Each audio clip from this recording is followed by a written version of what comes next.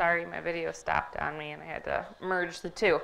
So anyway, heating is when it's being heated till it hits boiling, and then boiling is when it's actually turning into a different state. So heating, we have some room temperature water, liquid, till it's hot, but still a liquid, not quite boiling yet. And then it's hot liquid here, turning into now a hot gas. So boiling until it's a gas. Room temperature would be 2. Hot would be 4 for thermal. Liquid would be 2.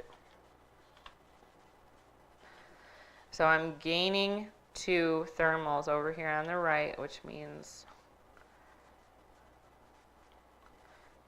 must be coming from the outside and being absorbed.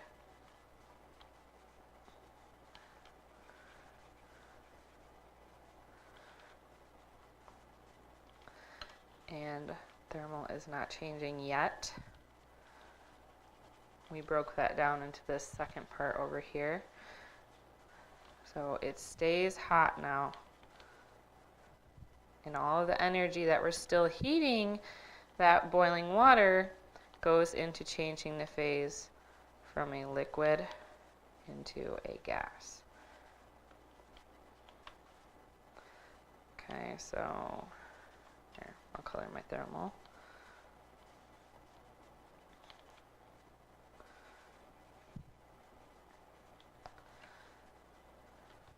And here's my phase. It increased. So where did this extra bit come from? Extra 2 must have came from outside being put in. This is no different than when we were boiling the water during the heating curve, and we saw that it plateaued. Temperature wasn't changing, however, we knew something was. There it is, changing phase. So when you actually boil water, bubbles are popping up in the water and then popping at the surface and then creating steam. What does that look like at the particle level? So think about a liquid. Liquid is very like random, kind of spread out though, not quite like a gas or a solid. And those particles are moving. It's not saying it's like a hot liquid or anything, so we can't make the arrows too long. But it is moving, right? Versus the bubbles in the water. They're a gas now. They're moving much, much faster, and they're far more spread out. Right? That's what you should be looking at, a bubble looking like that on the inside. What's in there? What's in that bubble? It's a gas. Clearly, is it air? Is it hydrogen and oxygen? Or is it water? Just water in the gas state. Believe it or not, you're not doing anything too fancy when you boil water and create bubbles. Those bubbles are just gaseous water, or what we like to call water vapor.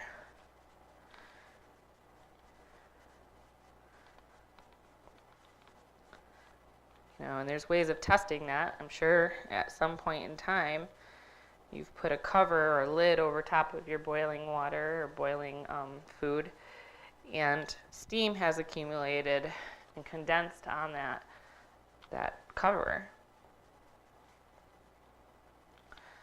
So water vapor, all that's happening is the particles are speeding up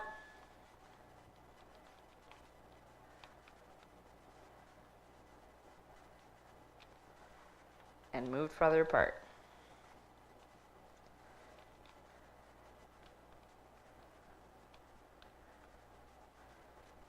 And you saw that the other day in that simulation.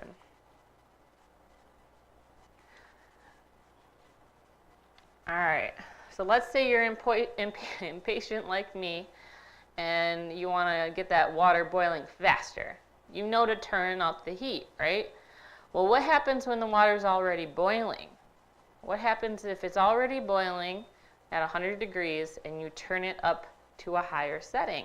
How does this affect the temperature of the water in the pan? Believe it or not, it doesn't.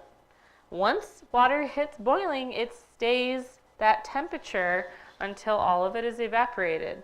Go home and try it if you don't believe me. Boil some water. Stick a thermometer in there. It should read at about a 100 if you have a good thermometer. And then watch as it stays there. So the water will continue to boil at 100 degrees Celsius. However, it will vaporize quicker or evaporate.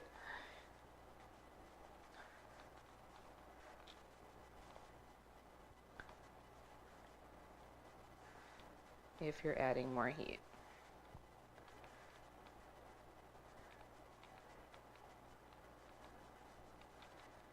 And that's it. So if you have any questions whatsoever, put them in the comments section down below, and I'll try and get those back to you. If not today, then the next day. If you weren't able to finish the video, clearly you didn't get to hear this part, but if you didn't get any part of this worksheet done, it is up to you to finish it on your own. So there we go.